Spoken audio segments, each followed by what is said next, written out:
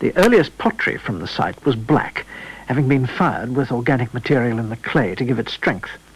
But at later levels, about 4000 BC, the pottery improved in texture and elegance, and displayed in the museum at Hangzhou there are platters about the size of a modern dinner plate, mounted on the sort of stem you'd find on a wine glass. And there was another elaborate piece of kitchenware. Well, it's for steaming the rice, which they grew so efficiently. Into the coal scuttle you could put the fire, the hot coals, and then inside at the back of those 3 fist-like projections, this time attached to the base, and on in those sits the lower of the 2 other pots. This lower one is a simple rounded pot with a flat bottom, and in that went the water. Then in the second one, on top of it, more like an open basin with 2 handles, the rice was put to heat, and there are all the perforations through which the steam could come. It looks just like a modern colander. Exactly like a colander. It's really almost a double boiler. And these other pots here, these are more sophisticated too. And that's a very strange looking one in front of us. It looks like a jug, but it's got 2 pourers. One's a very wide-lipped one, and the other's quite a small hole, and there's a handle in the middle. Yes, it's a little wine jug, a wine pourer. You put the wine in through the broader hole, and you pour it out through the narrower one. They even had some sort of wine vessel or liquid vessel rather earlier, in the earlier stage, also with a spout. It seems as though perhaps wine drinking had started in this area. Now, you're enthusiastically into pottery in China. I wonder how you react to finds like this in the Neolithic. What's interesting is really the long continuity of the ceramics of the pottery tradition in this area and the way they led into the Bronze Age. For instance, these stands with their bowls or platters on them had an enormously long history. They became ever more refined during the Neolithic period, being made taller and taller, like fine wineglass stems with pierced holes and shallow, beautiful basins on top.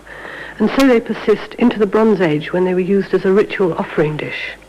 Slightly later than this period, you find the basin with 3 legs, and that has persisted from the Neolithic down to the present day as an incense burner. It has an almost continuous history. And here's another surprise. A bowl that might have been lacquered. It's preserved in some sort of spirit at the moment, so one can't see all that clearly. But that colour around the outside of this fairly small bowl is just the colour you might expect from lacquer. Yes, it seems indeed to be lacquer. It's the red colour, of course, but it has been analysed and is thought to be the proper Chinese lacquer, the sap of the tree. Is this the earliest lacquer that's been found?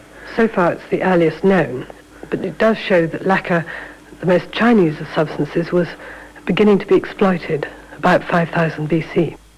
The quality of the carpentry, the decoration on jewellery and pottery, the cultivation of rice, all indicate that the village of Hurmadu, 5000 BC, had much earlier origins. Now archaeologists are directing their attention towards finding that earlier phase of the Neolithic. It's the continuity of so many aspects of Chinese archaeology that's so interesting. At Hurmadu you can clearly see the beginnings of the Chinese culture that was to develop into its most lavish and illustrious period during the Tang dynasty, from the beginning of the 7th century to the end of the 10th century AD. We visited some Tang royal tombs near Xi'an, the ancient capital in the west of China. The landscape there is flat, so the mounds that mark the tombs stick up clearly as great bumps on the horizon. The biggest bump of all hides the tomb of the formidable Empress Wu, the only woman ruler in Chinese history. They haven't excavated her tomb yet, but of the half-dozen that have been examined so far, the one belonging to her granddaughter, the Princess Yung Tai, has recently been opened to the public. Jessica Rawson and I started our descent down a long passage that led to the burial chamber. There are 4 of these small courtyards before you get to the 2 rooms proper at the far end. In this courtyard there's a niche. In fact, there are 2 niches on either side. And when you look into this niche, which is, well, it's like a small room really, isn't it? Cut into the side of the passageway down to the tomb. And in it there are dozens of small terracotta figures. Yes, these are the attendants for the princess. All of these, however, are men. They're 3 or 4 inches high, aren't they, those figures? Yes, fairly repetitively made in a mould, but all with different kinds of headdress. And there are more of the same sort of figures over there, another niche stuffed full.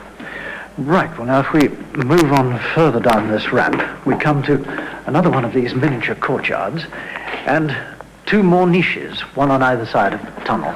But this time we have the ladies of the court, the female attendants of the princess. This was instead of burying the real people as they used to do in earlier times. Yes, it's a long time since the Chinese royal family had real human beings buried with them, and gradually over time they built up this habit of having more and more models in their tombs until in the Tang dynasty, at the height of the glory of the Chinese, they had huge numbers, and this tomb must have had hundreds and hundreds of models in it. Well, as we walk further into the tomb, we're coming to two tablets, very large tablets that occupy most of the floor area of the tunnel. This very beautiful pair of black stone slabs, in fact, announces to us who the occupant of the tomb is. It proclaims that she was the Princess Yongtai of the great Tang dynasty. And around this large inscription in bold, very stylized characters are patterns of flowers with animals such as a tiger here among scrollwork, all in very low relief, exquisitely carved. And look, there's a hare dashing through the flowers. Are these telling any sort of a story, or is this simply decoration? This is simply decoration. And the story, then, must be here, on this tablet, which is covered in Chinese characters. Yes, this slab is beautifully engraved with the story or the account of Yongtai's life. It's set out in neat cross squares, a character in each. It's a very important document giving quite a lot of facts and dates, which is very important, because it is a period for which there's a lot of recorded history. There are many documents about the Tang dynasty preserved since that time. Princess Yongtai was one of the young members of the royal family whom it was originally believed the Empress Wu bumped off, got rid of. Mm-hmm. Not only Yongtai, but her husband and her brother, all at once. What was it that sparked off this incident? Is that known? It's said that the three of them were overheard chatting and gossiping about the Empress Wu, and that she was so displeased to hear about it that the first opportunity she either had them beaten to death or poisoned. The tablet certainly contradicts this simple view, and it shows that in 700 she married her husband, and that he died during that year, and that she did not die at that time.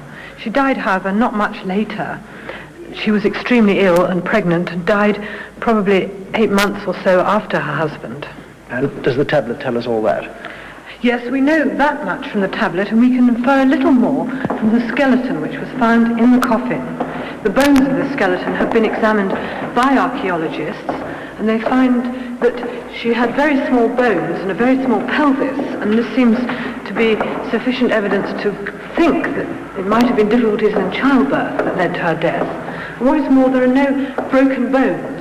So this first story about the Empress having her beaten can't be true. Halfway along this particular stretch of the passage, there's a hole in the wall. Look up there, Jessica. That's where the robber came in. This tomb was plundered by some robbers towards the end of the Tang dynasty, several hundred years after the death of the princess. They even found a skeleton of one of them in the hole which they dug to get into the tomb. Did they get away with very much? They seem to have taken some of the precious things, gold and silver, but they left all the beautiful tomb figures behind and some of the princess's personal things.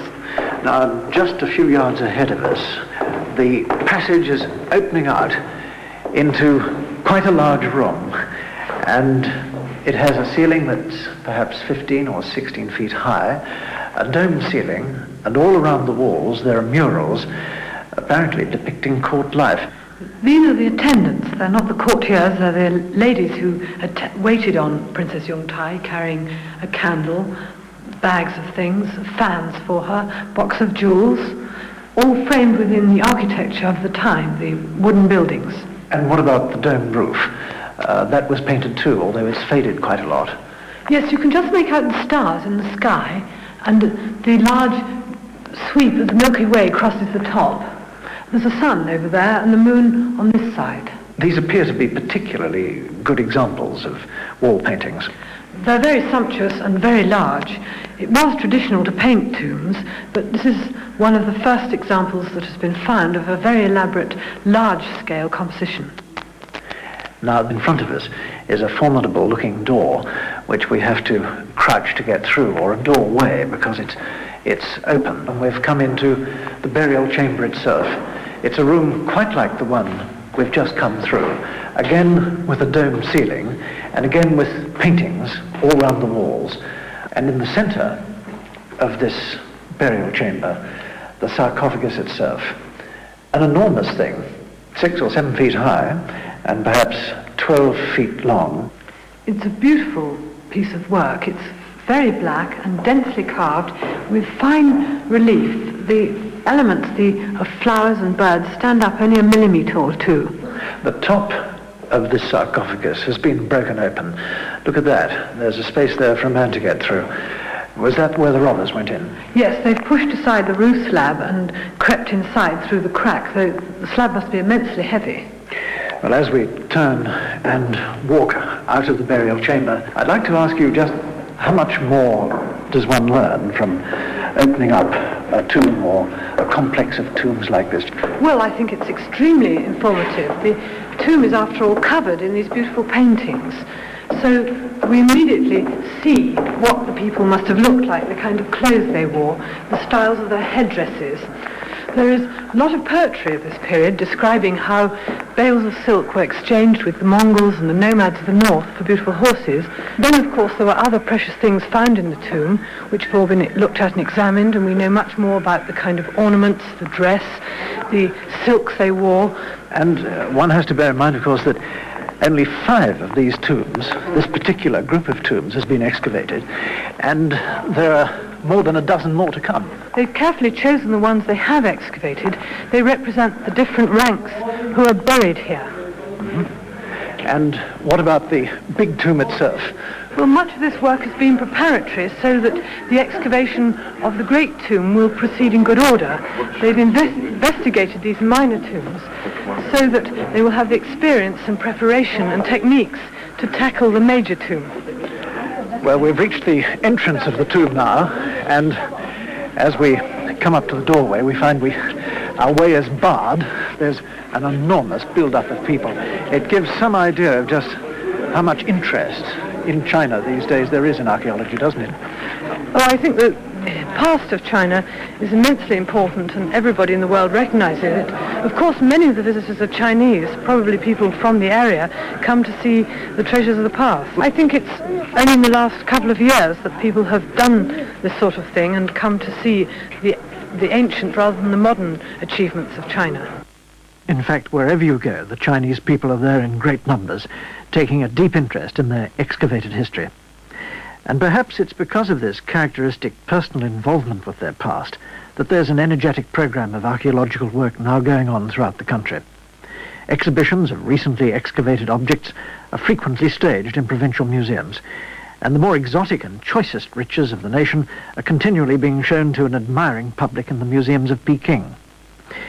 We've only been able to reflect a tantalizingly small sample of what's going on today, but it seems that with China's more open relations with the West and the adoption of scientific methods and techniques in excavation and research, future discoveries of the country's rich heritage can be expected to make archaeological news in the rest of the world.